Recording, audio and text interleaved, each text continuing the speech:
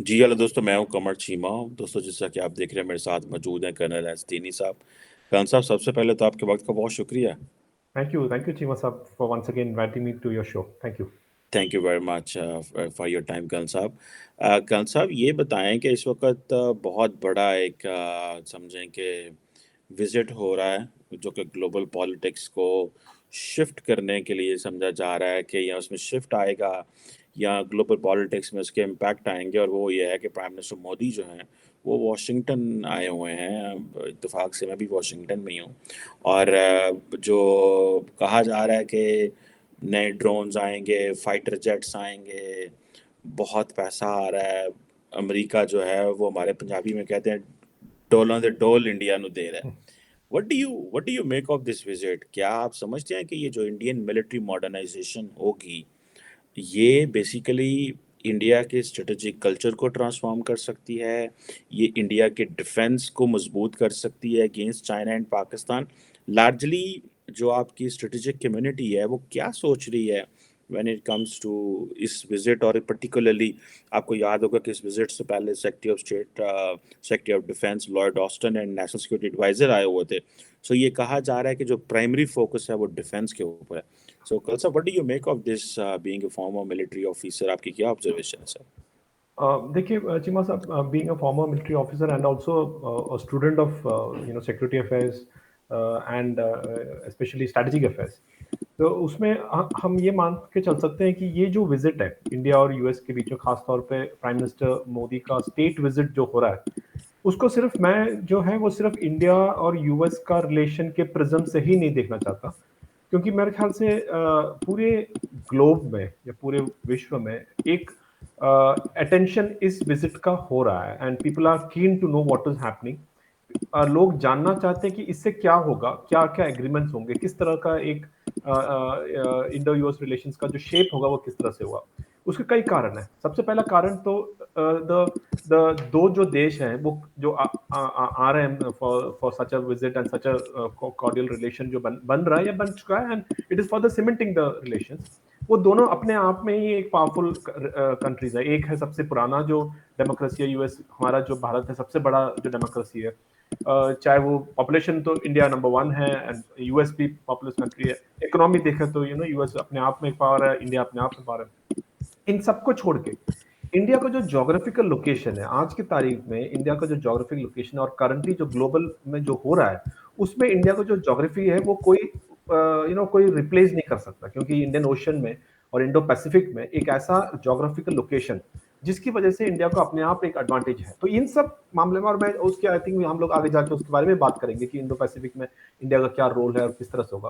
कहने का मतलब ये है कि ये एक नेचुरल अलाई जो प्राइम मिनिस्टर अटल बिहारी वाजपेयी ने बहुत सालों से पहले कहा था, उसका मैनिफेस्टेशन अब जाके धीरे धीरे करके इस तरह का स्टेट विजिट, और उस स्टेट विजिट में सिंबॉलिज्म काफी है। आपने देखा होगा किस तरह से प्राइम मिनिस्टर मोदी को रिसीव किया गया था, किस तरह का एक एक बाईपार्टिसन सपोर्ट है वहां पर प्राइम मिनिस्टर मोदी के लिए। और I think one of the जो हम लोग और आप तो खैर काफी बार यूएस में भी गए होंगे, इस तरह का एक जो रिसेप्शन है एक एक हेड ऑफ स्टेट या हेड ऑफ द गवर्नमेंट जो कहते हैं उनको, I think it is quite rare and उस नजरिया से सिंबॉलिज्म काफी है। और सब्सटेंस की बात जहां तक है, उसमें जैसे आपने सही जिक्र किया, कई सारे एग्रीमेंट्स हैं और military agreement is just one of the things. मतलब मिलिट्री का ऑफ कोर्स डिफेंस डील एक बहुत बड़ा पैकेज है उसमें, लेकिन मैं ये मानता हूं कि मिलिट्री या डिफेंस डील एक एक बहुत जरूरी अहम सेगमेंट है, लेकिन that is not the only thing. उसके अलावा इंडस्ट्री से काफी बात हुई। आपने देखा होगा कल एलोन मस्क से, ट्विटर के जो सीईओ हैं, उनके साथ मुलाकात की थी प्राइम मिनिस्टर मोदी ने। और टेस्ला कंपनी का अगले साल शायद इंडिया में भी एक खोलने का या प्लान्स बता रहे हैं। डायरेक्टली उन्होंने नहीं कहा, लेकिन उन्होंने इंडिकेशन जरूर दिया है एलोन मस्क ने, that we probably have plans in which to going for. तो इंडस्ट्री एक तरफ है और डिफेंस डील्स एक तरफ है, और एक ऐसा है जिसमें दोनों कंबाइंड भी हो रहे हैं। तो मेरे ख्याल से इस तरह का है, इट इज नॉट। और जिस तरह से हमारे प्राइम मिनिस्टर ने भी पहले कहा था, ये जो रिलेशन है it is for a global good. मतलब भारत और अगर यूएस दोनों पावरफुल कंट्रीज अगर साथ में रहते हैं, तो कई सारे जो कंट्रीज, खास तौर पे चाइना की मैं जिक्र कर रहा हूं, जो अपने आप को एक पीसफुल राइस मानते हैं, लेकिन हमने देखा है कि वो ऐसा नहीं है, उसके लिए एक डिटरेंस की तरफ काम करता है। और जिस तरह से रशिया यूक्रेन वॉर में हमने देखा है, कभी भी हालात चेंज हो सकते हैं। तो आने वाले टाइम पे अगर इस तरह की इंस्टेबिलिटी होती है, तो इंडिया और यूएस रिलेशंस अगर बहुत जबरदस्त रहता है, क्लोज रहता है, तो मेरे ख्याल से पीस को कायम करने में, जो ग्लोबल रूल्स बेस्ड ऑर्डर जिसे हम कहते हैं उसको कायम करने में ये रिलेशन बहुत अहम है। तो मैं खाता हूँ, मैं ये मानता हूँ कि उस नजरिए से ये एक बहुत अहम है, and I think it's a quite a stepping stone towards next 30-40 years of global peace and rules based order पूरे विश्व में। लेकिन आपने बात की रूल्स बेस्ड ऑर्डर मेंटेन करने के लिए, ग्लोबल सिक्योरिटी मेंटेन करने के लिए, इसका मतलब तो ये हुआ कि इंडिया जो है they are looking for major being a major military power. When you become a major military power it means कि आपको फिर कहीं ठुस ठस भी कौन सा हो जानी है, लड़ाई शड़ाई तो हो जाती है, गन पास हो तो एवं चल जाती है, ठीक है। और इतनी बड़ी गन हो, इतने बड़े ड्रोन्स हों, इतने बड़े एयरक्राफ्ट कैरियर हों, तो कहीं ना कहीं तो फिर India is ready for a military. क्योंकि इस वक्त जो तासुर तो यही दिया जा रहा है, अगर अमेरिका को चीन वाला इशू ना पड़ता तो इंडिया की कहाँ बारी आनी थी, या इंडिया को तो इतना कुछ ना मिलता। ये तो थैंक्स, वो जो आपने स्ट्रेटेजिक लोकेशन की बात की in terms of Indian ocean, तो फिर ये थैंक्स टू चाइना है। वन पॉइंट सेकेंड, इतनी बड़ी मिलिट्री मॉडर्नाइजेशन, एंड अगर ये माइंडसेट है इंडिया का कि हमने रूल्स बेस्ड ऑर्डर को मेंटेन करना है, तो इसका मतलब ये है कि India is all ready and set कि अगर मिलिट्री कॉन्फ्रंटेशन होती है तो मल्टीपल एक्टर्स के साथ मिलकर अपना रोल प्ले कर सकेगा। क्वाड को तो आपने मिलिट्री कंपोनेंट नहीं बनने दिया, तो फिर आप, is India ready for global conflict का हिस्सा बनने के लिए? देखिए चीमा साहब, एक चीज ये मान के चलिए, और हमारे यहाँ भारत में चाणक्य जो है वो बहुत फेमस जो स्ट्रेटेजिस्ट मानते हैं, वो 3rd सेंचुरी बीसी उस टाइम पे एक चीज कहा था कि अगर आपका शक्ति, मान लीजिए जो आपकी जो सेना की शक्ति अगर बहुत स्ट्रांग है, तो वो आपका जो युद्ध होने की संभावना उतना कम रहता है। मतलब मेरा कहने का मतलब यह है कि you become so powerful militarily, then that becomes a deterrent. अगर आपकी जो मिलिट्री फोर्स इतना पावरफुल होता है, तो जो लोग आपके एडवर्सरी हैं वो 2 बार सोचते हैं, 3 बार सोचते हैं कि क्या हमें इस तरह का एक मिलिट्री माइट से वी शुड एंगेज करना चाहिए, नहीं करना चाहिए। तो मैं ये हमेशा मानता हूं कि military modernisation, military strength peace की गारंटी है। जहां पर कमजोर होता है, जहां पर ये डिस्पैरिटी होती है कि शायद हम उनसे पावरफुल है, शायद हम उनसे उतने नहीं, हम शायद उनसे मुकाबला कर पाएंगे, इस तरह की जब बात होती है, जब there is a confusion between the relative power, तब लड़ाई होती है। जब ये क्लियर होता है कि ये पावर जो है बहुत ज्यादा जबरदस्त, हमें अगर हमने कुछ गड़बड़ किया, तो हम अगर हम कुछ करते हैं गलत, तो ये बहुत जबरदस्त तरीके से हम हमारे ऊपर हावी हो सकता है, तो युद्ध की संभावना उतना ज्यादा कम होता है। इसलिए न्यूक्लियर वेपन्स की भी जब आप बात करते हैं, जो न्यूक्लियर वेपन्स रहता है, तो that's a deterrent for avoiding war, it's like युद्ध ना होने की है। तो मैं ये मानता हूं कि भारत की जो स्ट्रैटेजी रही है, भारत का जो आर्म फोर्सेस की मॉडर्नाइजेशन रहा है, वो इसलिए है ताकि हमारी जो इंटीग्रिटी है या नेशनल सॉवरेनिटी है, उस पर कोई वो ना आए, और हम अपने तरीके से एक डिटरेंस का तरफ बने, ताकि हमारे ऊपर कोई गलत काम, जहां तक आपकी रूल्स बेस्ड ऑर्डर की बात है, भारत का ये हमेशा मानना मानना है, and I think you you will agree that हमने हमेशा वो फॉलो भी किया है कि जहां पर जिनका जो जो एक विश्व में एक सिस्टम है, ग्लोबल सिस्टम है, उस सिस्टम के रूल्स को सभी को फॉलो करना चाहिए। लेकिन हमारे सामने एग्जांपल्स हैं जहां चाइना ने क्लियर कट वायलेशंस करते आए हैं, लगातार करते आ रहे हैं।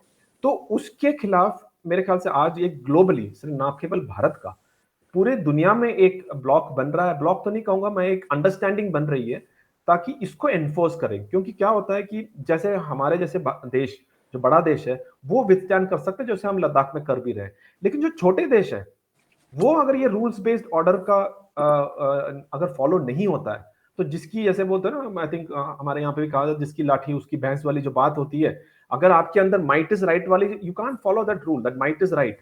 सो everybody has to have the same rules, मैं मानता हूं। तो उसको इंप्लीमेंट करने के लिए भारत हमेशा तैयार रहेगा, through various means other than military means. अभी आज की तारीख में हम मिलिट्री मीन्स की बात नहीं करते हैं, कि मिलिट्री अलायंस की बात नहीं करते हैं, लेकिन other than military means, diplomatic हो, चाहे वो इकोनॉमिक हो, चाहे यूएन का प्लेटफॉर्म्स हो, उसमें हम ये इंश्योर करते हैं कि सभी को, सभी देशों को जो है वो रूल्स बेस्ड ऑर्डर को, या जो ऑर्डर दिया हुआ सबके लिए समान, चाहे वो बड़ा देश हो, छोटा देश हो, कोई भी देश हो, सबके लिए बराबर होना चाहिए। ये आई थिंक इंडिया का व्यू पॉइंट है इस पर्टिकुलर चीज में। कौन सा बिल्कुल ठीक हो गया। माइनस अगर आप ठीक है मिलिट्री को नहीं भी सोचते, लेकिन मिलिट्री के बगैर तो कुछ भी नहीं आप सोच सकते। टेक्निकली आप तो फौजी हैं, दैट आपको इज तो ट्रू, इस चीज़ का दैट इज ट्रू, वो जो एग्री मर्जी करता हूं मैं कर लें, आपसे। आपकी इकोनॉमी भी सेव नहीं है विदाउट मिलिट्री। आपकी टेक्नोलॉजी भी सेफ एब्सोल्युटली। नहीं है तो इसमें तोड़ चीमा साहब, सॉरी मैं आपको इंटरप्ट कर रहा हूँ, इसमें एक चीज जो समझना, आई थिंक आपके ऑडियंस को भी समझना चाहिए कि मिलिट्री जरूरी है और इकोनॉमी जरूरी है। अगर आपका इकोनॉमी बढ़ेगा तो आपका मिलिट्री भी स्ट्रांग होगा। अगर हम्म, आपका मिलिट्री स्ट्रांग रहेगा तो आपकी इकोनॉमी भी बढ़ सकती है। नहीं, जब तक पीस ना हो तो आपकी इकोनॉमी ग्रो नहीं होती। ये दोनों रिलेटेड है। तो ये दोनों रिलेटेड है। अगर मतलब मैं अगर आपकी पाकिस्तान की बात करूं, अगर मैं एग्जांपल दूं, जब आपका इकोनॉमी ग्रो कर रहे थे, आई थिंक 70s का टाइम पे, लेट 60s 70s का टाइम पे, मैंने एक्चुअली दे वर ग्रोइंग, आप इंडिया से भी फास्ट ग्रो कर रहे थे उस टाइम पे। तो आपका military also was very strong, काफी स्ट्रांग था उस टाइम पे। आपने जिस तरह से यूएस पूरे फोकस पाकिस्तान के ऊपर था। लेकिन जैसे आपका इकोनॉमिक डाउन आने लगा, आपके मिलिट्री का भी क्योंकि पैसे या रिसोर्सेज तो उतने ही है। तो मेरे ख्याल से ये दोनों इंटर रिलेटेड है। इसको हम एक को हम स्ट्रांग करें और दूसरों को स्ट्रांग ना करें, ऐसा हो नहीं सकता। कल साहब ये बताइएगा कि ये कहा जा रहा है कि जैसे हम पहले भी बात कर रहे थे कि प्राइम मिनिस्टर मोदी का जो विजिट है ये गेम चेंजर है, ठीक है। और ये गेम चेंजर है क्योंकि इससे इंडिया की जो इंडिजिनस कैपेबिलिटीज़ हैं economic, technological and military fields में, वो बढ़ेंगी, वन। और जो एसिमेट्री है चाइना के साथ वो कम होगी। आपको लगता है कि दिस पर्टिकुलर विजिट इस ये जो मैंने बात की है ये दैट मेक्स सेंस, और चाइना के हवाले से India will be more secure? It does make sense Cheema साहब। एंड मैं इसको क्यों बोलता हूँ, मैं कल वही एलॉन मस्क की बात करता हूँ मैं। एलॉन मस्क ने बोला कि हम जो टेस्ला जो है, इलेक्ट्रिक व्हीकल्स जो इंडिया में लाना चाहिए, काफी दिन से बात चल रही है। उन्होंने लेकिन ये कहा कि प्राइम मिनिस्टर मोदी जो है वो भारत के इंटरेस्ट को इतने ज्यादा प्रोटेक्ट करते हैं, तो हमारे लिए थोड़ा सा वो क्योंकि वो बिजनेस माइंडेड है। तो उन्होंने कहा कि वो भारत क्या चाहता है, प्राइम मिनिस्टर मोदी चाहता है कि इलेक्ट्रिकल व्हीकल्स टेस्ला भारत में आकर प्रोड्यूस करे, ताकि वहां पर कंपनी आए, वहां पर लोगों को काम मिले, वहां पर प्रोड्यूस हो, तो ज्यादा फायदा है। तो और उन्होंने ये भी कहा कि काफी काफी सालों से उनके साथ रिलेशन रहा है प्राइम मिनिस्टर मोदी का, एंड इनफैक्ट मेंशन दैट दोनों एक बहुत बड़े फैन भी है। तो अब वो तैयार हो रहे हैं कि दैट माहौल बन रहा है इंडिया में, because I think import rules और सब चीजें मैटर करती है। उन सब चीजों में भी बदलाव आ रहा है, तो वो तैयार हो रहे हैं आने के लिए। मैं ये क्यों कह रहा हूँ चीमा साहब कि ये जो चेंज जो अभी इस बारे से, जिसको आप जो गेम चेंजर कह रहे हैं, वो ये है कि पहले क्या हमको सिर्फ इक्विपमेंट दिया जाता था कि अब हमको ये चाहिए तो आप ये ले लीजिए। अब हम क्या कर रहे हैं, हम उनसे कह रहे हैं कि आप यूएस इंडिया का बीच में जो बात चल रही है, इट इज कोड डेवलपमेंट, कि दोनों साथ मिलकर बनाएंगे और दोनों साथ बन के प्रोडक्शन भी करेंगे। मतलब पहले डिजाइन करेंगे, उसके बाद प्रोडक्शन भी करेंगे। इसी का एग्जांपल है जो GE414, जो जेट इंजन की जो बात चल रही है, डील जो मेरे ख्याल से इस बार थ्रू होने वाला है। उनका भी ये मानना है कि वो जो जेट इंजन है वो इंडिया में प्रोड्यूस होगा, इंडिया में बनाएंगे, it will be joint venture, India में प्रोड्यूस होगा। और India will be the fourth, मतलब चार कंट्रीज हैं अभी तक जो जेट इंजन प्रोड्यूस करने के है, US, UK, I think France और रशिया। ये चार ही कंट्रीज हैं। चाइना के पास भी वो कैपेबिलिटी नहीं है। तो आप ये मान के देखिए, अगर जेट इंजन भी इंडिया में प्रोड्यूस होने लग गया, वो टेक्नोलॉजी ट्रांसफर भी अगर यूएस करने के लिए तैयार है, मतलब दैट्स अ बिग थिंग।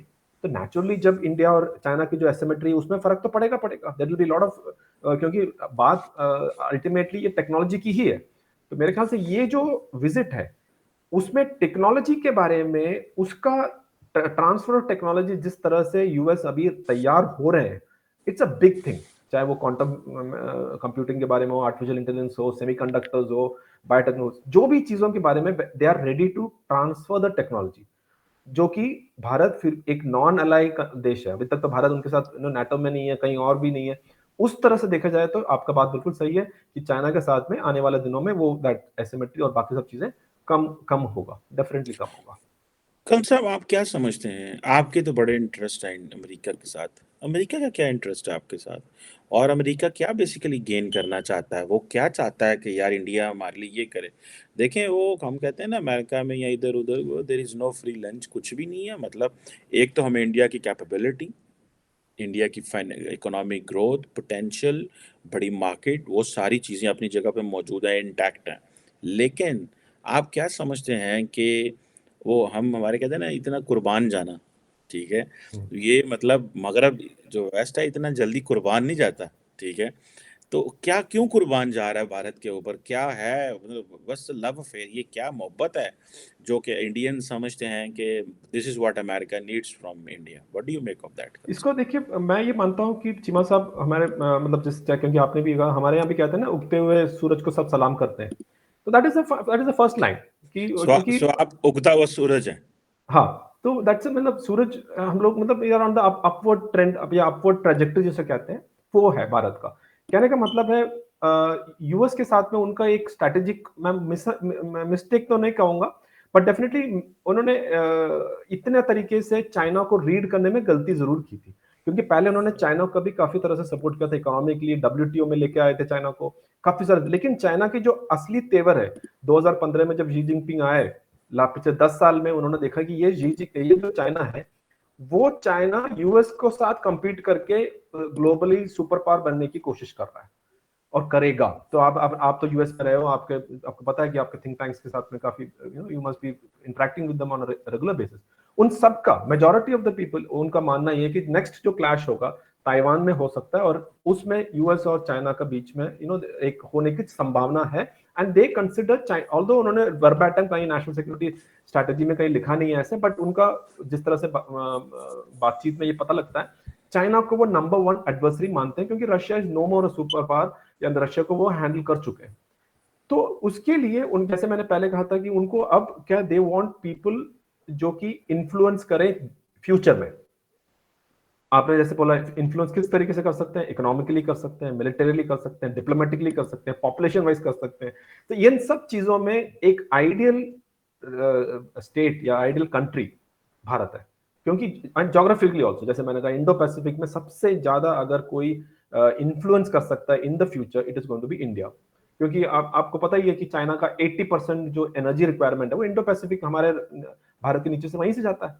अगर कल को कुछ भी होता है, जिस तरह से रशिया के साथ में कोई सोच नहीं सकता था कि रशिया को इस तरह से जो तेल वहां से जाता था यूरोप में वो सब कट भी कर सकता, तो फ्यूचर में हु नोज चीमा साहब कि how things will develop. So there is a chance that India will play a major role in influencing operations in the future, and US sees India as a natural ally, क्योंकि India का US के साथ में direct कोई clash नहीं है। Of course हम अपना डिफरेंस ऑफ ओपिनियंस बहुत सारी चीजों में है हमारा, इसमें कोई शक नहीं है, लेकिन जो मिलने वाले या जो कॉमनैलिटी इसे कहते हैं वो ज्यादा है और डिफरेंसेस कम है, क्योंकि उसमें सबसे अहम रोल यही है कि हम दोनों कंट्रीज डेमोक्रेसीज हैं, दोनों में एक there is an understanding that किस तरह से डेमोक्रेसी फंक्शन होता है। तो वो सब चीजों का, और मैं ये नहीं मानता कि आज के तारीख में ये एकदम से यूएस का और इंडिया का रिलेशन अप हुआ है। इट हैज टेकन टाइम, क्योंकि वो न्यूक्लियर डील के साथ साथ करते करते करते अब जो प्राइम मिनिस्टर मोदी का जो पुश है वो definitely it has help. And मेरा यही मानना है कि यूएस कंसिडर्स कि इंडिया फ्यूचर में एक बहुत बड़ा इन्फ्लुएंशियल प्लेयर है अगेंस्ट चाइना, एंड जैसे मैंने कहा ग्लोबली एक पीस को मेंटेन करने के लिए। तो इसीलिए they would like to keep us close. I think काफी सारे आर्टिकल स्विंग स्टेट के बारे में सब चल रहा है, तो India is considered one of the most influential swing states, तो उसको नेचुरली इंडिया विल, यूएस चाहता है कि उनको अपने साथ रखे। उसमें म्यूचुअल इंटरेस्ट है, म्यूचुअल, दोनों इंडिया का भी फायदा हो रहा है और आई थिंक यूएस को भी फायदा हो रहा है, जैसे कहते हैं ना, win win situation for both. बिल्कुल ठीक कह रहे हैं कल साहब आप। लेकिन कल साहब आप फिर देखते हैं कि मुस्तकबिल के अंदर कहा जा रहा है, बहुत सारे ममालिक ने ये बात की है, ये कहा है कि जैसे क्वाड है उसको अपने मिलिट्री मसल्स मजबूत करने पड़ेंगे। ठीक है, और ये विदाउट मिलिट्री मसल्स ये नहीं रहेगा, सिर्फ डिप्लोमेटिक, इकोनॉमिक और ये चीज़ें नहीं रहेंगी। आपको क्या लगता है कि रिसेंटली डॉक्टर जयशंकर ने कहा था कि जो नेटो का टेम्पलेट है that is not for India. ठीक है, कल साहब आपको क्या लगता है कि आप देखते हैं कि इंडियन, जापानीज, ऑस्ट्रेलियन, अमेरिकन फौजी जो हैं वो मिल के चाइनीज फौजियों के साथ लड़ रहे होंगे किसी वक्त पे? डू यू देखो आपको, आप देखें एज ए सोल्जर, आप देखें एक, यू अंडरस्टैंड कि क्या हो रहा है खित्ते में। ठीक है, आपकी एक हिस्ट्री है, आपको मुस्तकबिल भी नजर आ रहा है। अमेरिकन जो हैं वो अपने बाकी तादियों के साथ, यूरोपियंस के साथ मिलके कंधा से कंधा मिला के लड़ रहे हैं। इंडियन फौजी को आप जापानीज, ऑस्ट्रेलियन, अमेरिकन फौजी के साथ मिल के कंधे से कंधा मिला के लड़ता हुआ देख रहे हैं? देखिए चीमा साहब, एक मैं ये नहीं कहना चाहता किसके खिलाफ, बस मैं एक सवाल हाँ, करना, आप उनको लड़ता हुआ देख रहे हैं, ये जी, दुश्मन की बात नहीं कर रहा, सिर्फ खुद समझ डू यू गया, थिंक देयर विल कम अ समझ गया, टाइम दे फाइट टुगेदर? समझ गया। मैं एक चीज का, चीमा साहब, you also been a strategic affairs expert. Strategic affairs में ना you don't rule out anything. मतलब वो कोई बहुत ही I don't think anybody who is serious student हो चाहे रिसर्च स्कॉलर, वो कभी भी कोई भी सिनारियो को रूल आउट नहीं करते। हाँ, एक होता है हाई प्रोबेबिलिटी और एक होता है लो प्रोबेबिलिटी, बट कोई भी सिनारियो ऐसा नहीं हो सकता कि ये तो हो ही नहीं सकता, nobody can say that this can not happen. तो उस सिलसिले में, और मैं क्यों भी ऐसे क्यों भी बोल रहा हूँ, जैसे आपने सही बोला कि क्वाड अभी जो है एक मिलिट्री अलायंस नहीं है, करेक्ट। फॉरेन मिनिस्टर जयशंकर ने बोला that we don't get into that NATO वाला जो दैट माइंडसेट उन्होंने बोला था, क्योंकि नाटो +5 एंड उस तरह से and all he was saying. तो हमारा भारत में कभी भी एक मिलिट्री अलायंस का, अगर आपने ध्यान दिया, हमने कभी भी एक मिलिट्री अलायंस, फॉर्मल अलायंस में कभी भी ज्वाइन नहीं किया। बट उसके बावजूद हमने जॉइंट मिलिट्री ट्रेनिंग इन सभी देशों के साथ करते आए। इंडो यूएस जॉइंट ट्रेनिंग होता है, इंडो जापानीज जॉइंट ट्रेनिंग होता है, इंडो ऑस्ट्रेलिया जॉइंट, इंडो इनका ट्राइलैटरल एक्सरसाइज भी होते हैं, एयरफोर्स का एक्सरसाइज होता है, नेवी का एक्सरसाइज होता है। तो इस तरह से जॉइंट ट्रेनिंग एक्सरसाइज लगातार हर साल हो रहा है। एंड उसमें क्या होता है चीमा साहब, जब जॉइंट ट्रेनिंग होता है तो किस लिए जॉइंट ट्रेनिंग होती है कि आप दोनों जो देश, जैसे आप बोले थे कंधे से कंधे जब मिला के फाइट करने के लिए, तो उसी के लिए होता है कि जब ये दोनों एयरक्राफ्ट आएंगे, साथ साथ फ्लाई करेंगे, या दोनों से नेवी के शिप्स आएंगे, तो किस तरह से उनकी क्या फिलॉसफी है फाइट करने की, हमारी क्या है, उनकी क्या काबिलियत है, हमारी क्या काबिलियत है। तो इस तरह से एक फेमिलियरिटी बनती है।